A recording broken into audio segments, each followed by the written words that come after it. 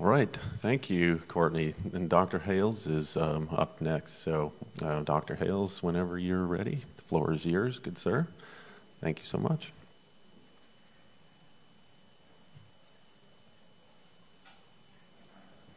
Perfect. Thanks, Kyle. And thank you all for being here. Everybody can hear me okay in the back?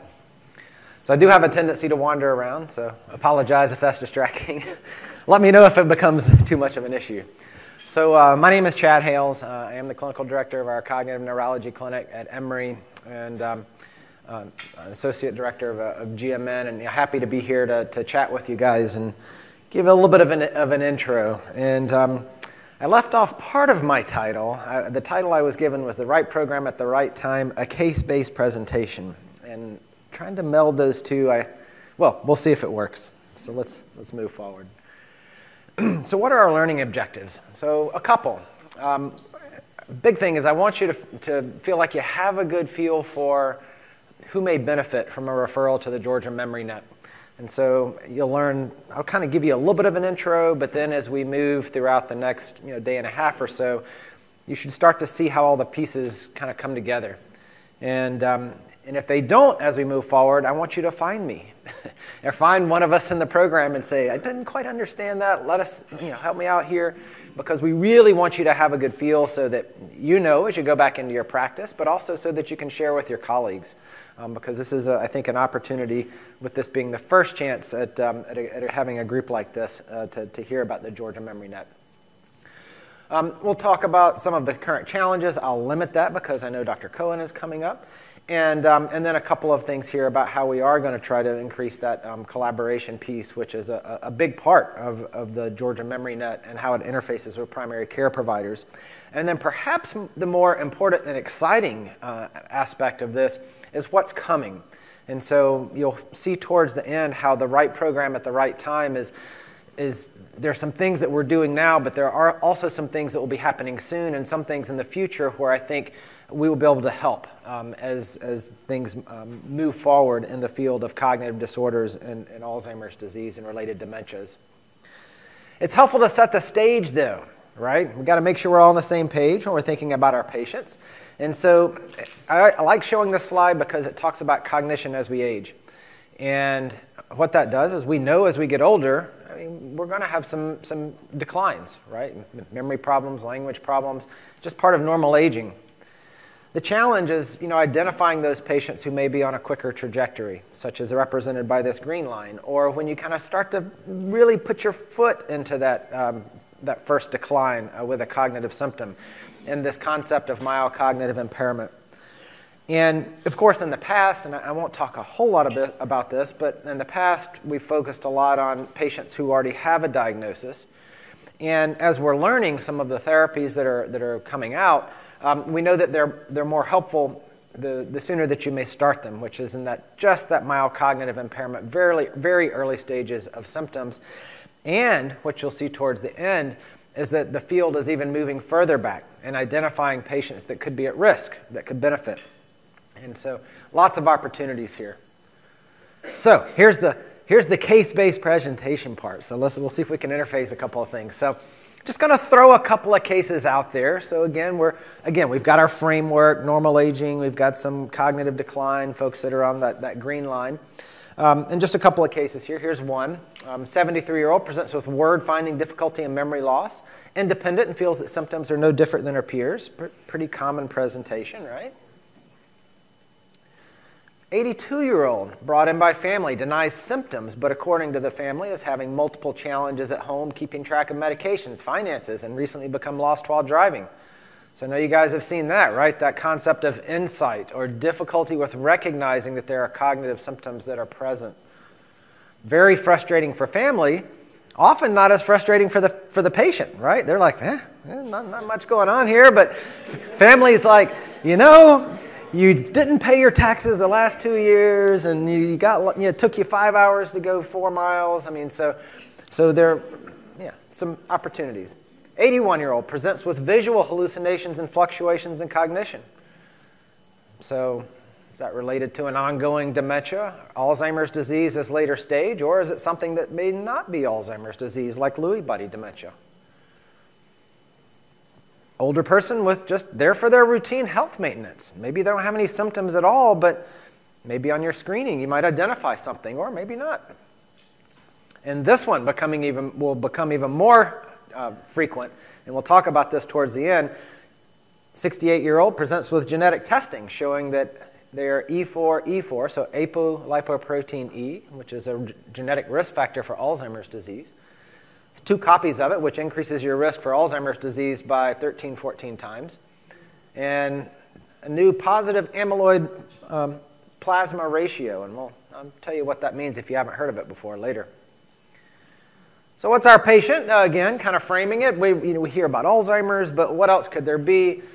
And of course, sometimes it is just normal cognition. Maybe the patient, maybe they're having some depression, maybe they've got some other stuff going on.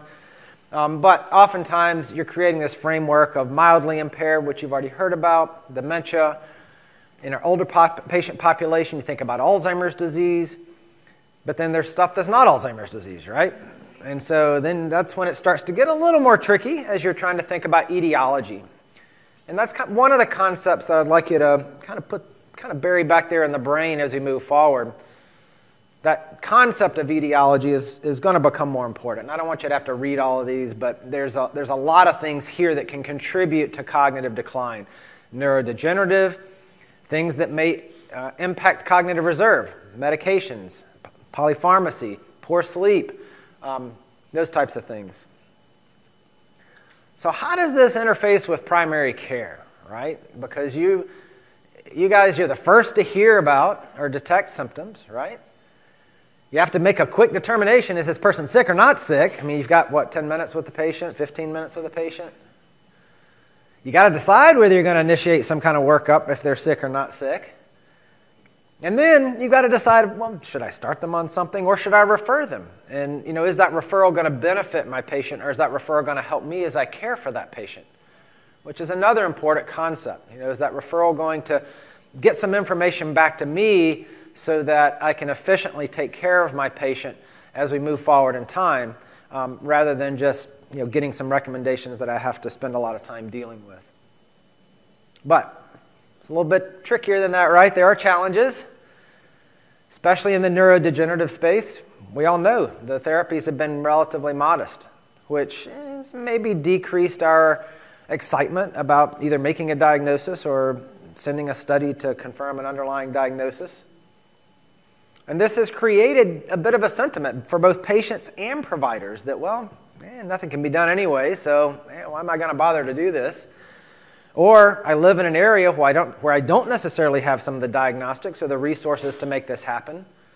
And then just systemic issues. I already alluded to that. I mean, we're already working at our max in many cases and seeing lots of patients. And how do I just need somebody to help me with that one particular diagnosis and just manage it, right?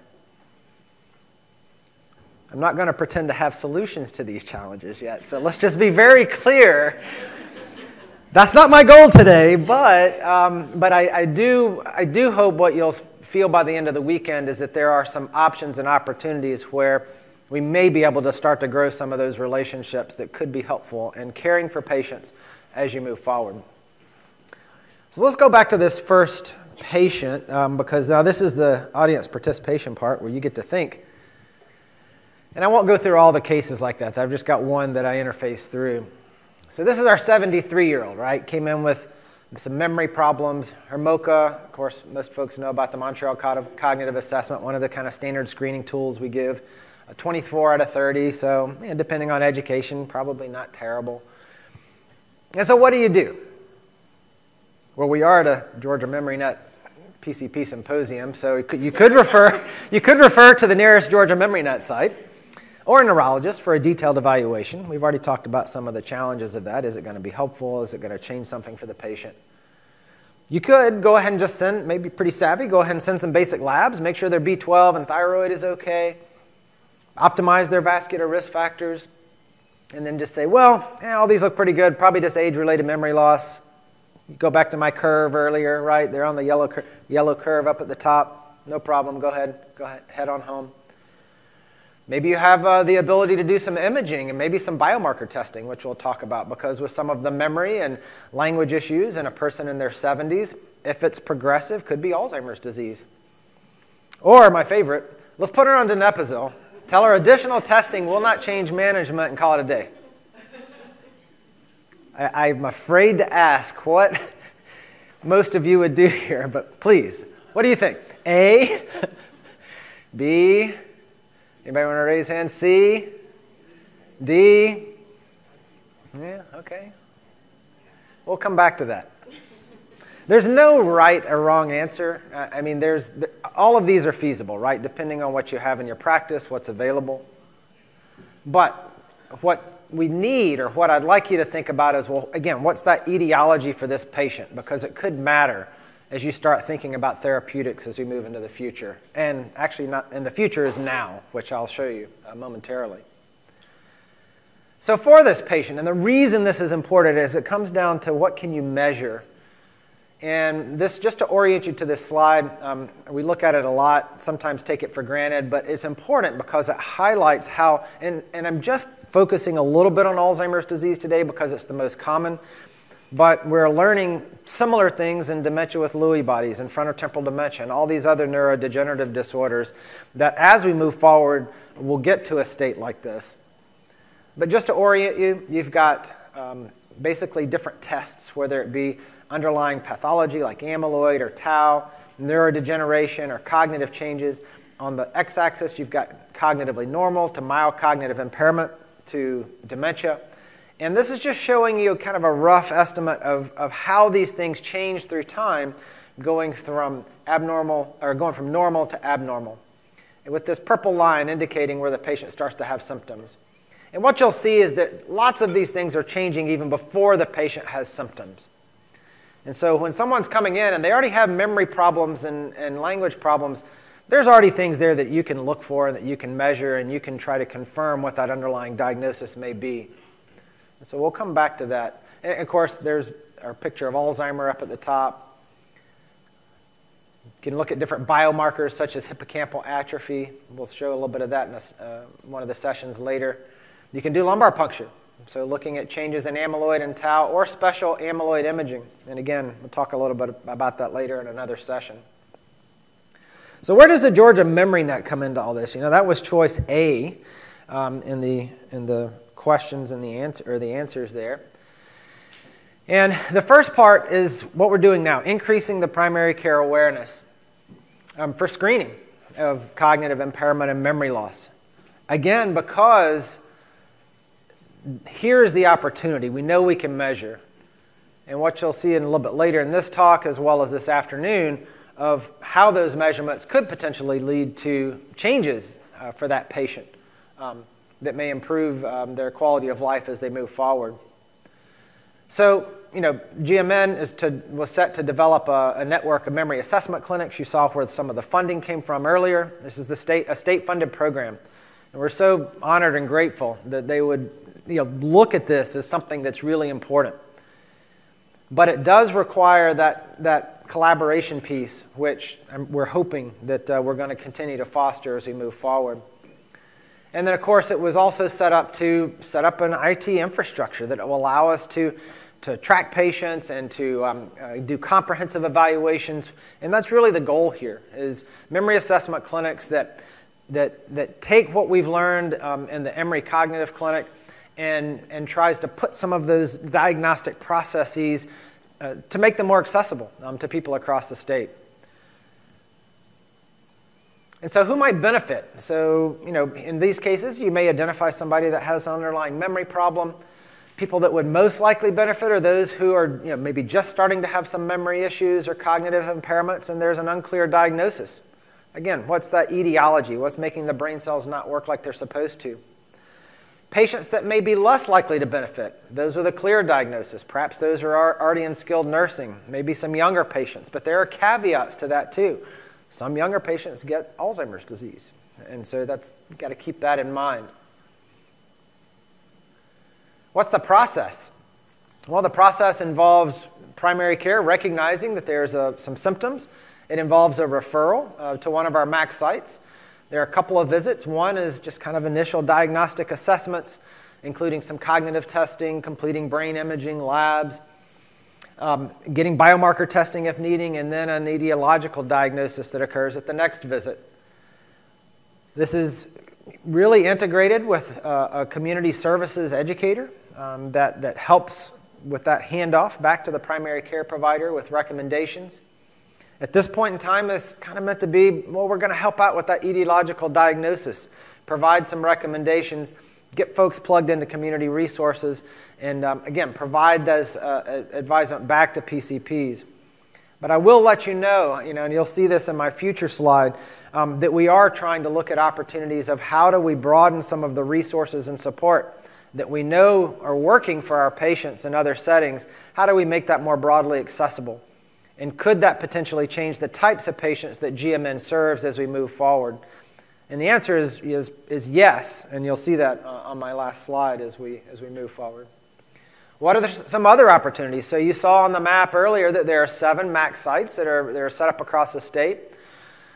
We're setting up telehealth sites as well through our colleagues with the Department of Public Health. So several counties have live telehealth sites where those folks that may live closer to those sites can drop in and visit with one of the MAC providers via telehealth by using an iPad at a DPH-based site. So leveraging those capabilities to increase more people or increase more access. Of course, what we're doing today, right? Increasing that awareness of diagnosis and management. Just providing that better understanding about etiology and treatments. This theme, which is probably one of the main themes that we really want to kind of stress, and again, it's that closer collaboration to get patients on the right care path. And it's defining what that care path is for patients. We know it differs, right, from somebody who is totally cognitively normal, maybe they have a family history, versus someone who has more end-stage based dementia. They have different needs. And it's getting them to that right care path that's really important, where you have the opportunity really for any of these patients to improve quality of life, and both for the patient as well as the family. And then finally, these novel screening tools, and I'll speak about that in just a moment. So let's go back to our patient. So the MRI that the patient had showed, I like this, normal age-related volume loss and myovascular changes. How many times do you see that on a report? 90%. That's an underestimate. No, I'm just kidding. But yeah, you see that all the time, right? Despite initial reassurance, she returns a year later with symptom progression. MRI brain actually showed hippocampal atrophy when reviewed by a GMN provider, and spinal fluid AD biomarkers were positive for Alzheimer's, and her MoCA was now a 21, which is about the expected decline per year, 2 to 3 points on the MoCA in someone who has underlying Alzheimer's disease. Now what do you do? A, prescribe memantine because it's known to help patients with early symptoms of AD. B, prescribe lecanemab to slow progression of the disease. C, prescribe donepezil. We're back to that. Tell her it's the best, safest medication to help slow progression. D, tell her there's nothing you can do and refer to the nearest center conducting Alzheimer's clinical research trials or the Alzheimer's Association or area agencies on aging. So asking for help, basically, right? Or E, discuss some lifestyle modifications that may improve cognitive reserve. What do we think about A? Who would do memantine? Yeah, okay. Yeah, so, memantine it was really approved more for moderate to severe stage patients. So maybe, it's something that people do just because it's available, right? But is that the best choice? Maybe not. Prescribe lecanemab. We'll talk a little bit about that later today, so I won't spend any time on it now. Donepezil, probably reasonable in someone with some mild to mild symptoms and maybe a little decline. The challenge is it doesn't slow progression, right? This is a medicine that is not disease modifying. All it does is maybe give the memory a little bit of a boost, but it doesn't impact the underlying degeneration. Of course, D, what we're trying to kind of push today is that getting that help, getting patients on that right care path through our community services, and lifestyle modifications. Never a bad idea. We know that there's good data to support a lot of those. And this Lancet report from 2020. I don't know how many folks saw this, but it really, you don't have to read all of it, but there are changes you can make at various points throughout your life that may decrease or improve your cognitive reserve. Of course, we know education is one in early life, treating things in midlife, such as hearing loss, vascular risk factors. This study was done in the UK, so I would caution against this metric. That's like 3 drinks a day. And it's like, you know, Jim doesn't have a problem with this, but I'm like, that's a lot of alcohol, so I don't recommend that. And then this, of course, later in life, these are things we know that we see a lot. Inactivity, right? So increasing that physical activity. We know about depression and mood. I won't spend a whole lot of time on this, but depression later in life can correlate with underlying neurodegenerative disorders. So you have to be cautious about saying, oh, it's just due to depression, when sometimes that might be the first manifestation of underlying Alzheimer's disease. Social isolation. Unfortunately, I think we are going to see some interesting data over the last few years of how that impacted our patients and a lot of people. But, you know, 3 simple things when I'm talking to my patients. I'm like, Mediterranean diet, get out and get exercise, 30 minutes, 5-6 days a week. And then, of course, try to re-engage that social activity. But you have to manage some of these other things too, especially the mood, because that's going to impact the others. And so what this really showed is that there's a lot of modifiable things. There's some that aren't. You can't change your parents, right? You can't change your genetics. But then there are a lot of things that are. Of course, what if we remove the Alzheimer's proteins? You saw lecanemab up there for that patient. Is that going to be helpful? And we know that some of these medications work. Here's an example with aducanumab, which is, didn't really take off. But the bottom line is this is an amyloid PET scan, which shows baseline in 1 year. And on the highest dose, you basically get near clearance of the amyloid in the brain. And lecanemab does that, donanemab does that, and we'll talk a little bit about those later. The question that we'll address later as well is, well, is that clinically meaningful? And what does that change for the patient? But we know that, at least in a couple of trials, there has been a consistent response that the decline was less in the patients on medication. And in some of the phase 2-based trials, particularly for aducanumab, even showed a plateau-based effect. And so we really don't know what's going to happen longer term once patients go on those medications. So could that be an option for the patient if they have underlying AD? I know what you're saying, though, but is that feasible, right? Are some of these things feasible? How can Georgia MemoryNet help with that?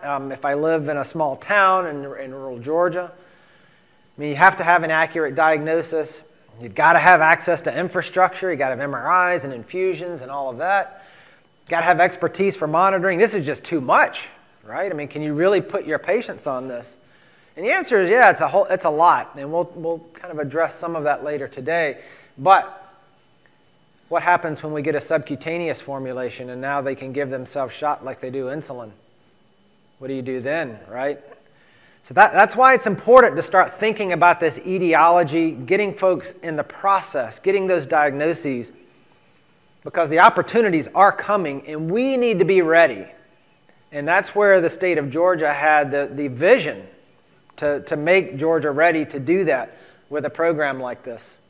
What about improved diagnostics? What happens when you have a plasma test or a blood test? There's a couple already out there on the market. Not sure how this interfaces yet fully with clinical care. In isolation, it doesn't. So this is the amyloid plasma ratio I mentioned earlier. But there are others coming that will work together with the amyloid plasma ratio and may be as good as spinal fluid and amyloid imaging. So what happens when your patient says, Doc, when I got my blood test for this particular thing, it says I have Alzheimer's disease. What do I do? We need to be ready.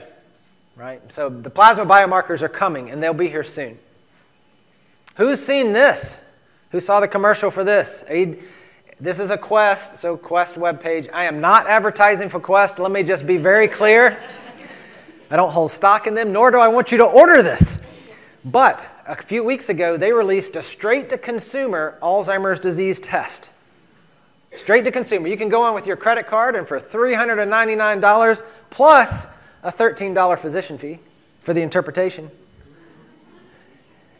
What does this do? How do I know if this test is right for me? This is on their website. have a family history of Alzheimer's disease, had a past diagnosis of head trauma, and I don't know where they came up with these, to be honest. Consume alcohol in excessive amounts. Those were the 3 they landed on. It's like, okay. And this is if you go to order it. It basically says anybody can go in and order this, right? You have to be over 18. It's not recommended if you're younger than 50, but you can still order it. The future, too, is prevention, right? So I showed you this graph earlier. You should recognize it. These are the biomarkers. This is where the person becomes symptomatic. But I also showed you that some of these changes occur in the brain 10, 15, 20 years before you develop the first symptoms. So when we start thinking about therapeutics, where do you start patients on these medications? How do those plasma biomarkers interface with your practice so that you can advise those patients, yes, you should go start on this medication or not? And so that's where GMN, I hope, is going to come in. And this is kind of we'll stop at this slide. So what's going on now? And I apologize, it's smaller than I thought it would be there, but accurate diagnosis. We can help you with that etiological diagnosis for patients. Treatment recommendations, connection to community services, and we're getting the disease-modifying therapies up and running as well. What's coming soon? I've already showed you the plasma biomarkers. That is coming soon, and our ability to interface and incorporate those into practice is important. Even more disease-modifying therapies. And what I alluded to earlier, shared resources and support for some of those patients who may be a little bit further along in their journey, and providing those. In the future or near future, I've already talked about as well, prevention. And something we haven't talked a whole lot about is how can GMN start to interface with research opportunities to improve our ability to capture patients that truly are demographics of America. So you got these patients, right? What are we doing now? Patients with the visual hallucinations probably have Lewy body, right? Got this patient here getting plugged into community services so that you can help advise patients with support. Got the patient there coming in with cognitive complaints and routine health, and they're going to get their plasma biomarkers, and you're going to have to figure out what to do with them. And then you've got prevention. You got this person who comes in, E4 homozygous, family history. They're likely going to get Alzheimer's disease. Do you start them on a medication now, or do you check their plasma tau 217 level and say, yeah, it's a little high, but not high enough yet to put you on therapy? So I'm going to stop with that slide. I mean, Georgia Memory Net, I think, is an opportunity. Improve care for your patients with etiological diagnosis, working to get them plugged into those community services, but also as we look into the future, thinking about how these different types of diagnostics will be important for your patient care. And what I haven't mentioned yet is we cannot do this without each other, right? I mean, it's going to take all of us to manage patients. There aren't enough subspecialists to manage the number of patients and diseases that need to be managed. And the primary care physicians are doing the brunt of the work, but have the opportunity to at least recognize things when they do happen and get patients on that right path. And so we're going to have to strike the right balance of how do we make sure none of us are feeling overburdened by the process, but getting patients to the care that they need. Because that's ultimately all of us care about as physicians, right? We want patients to get the care that they need. Okay. So I'll stop there. Thank you for your attention.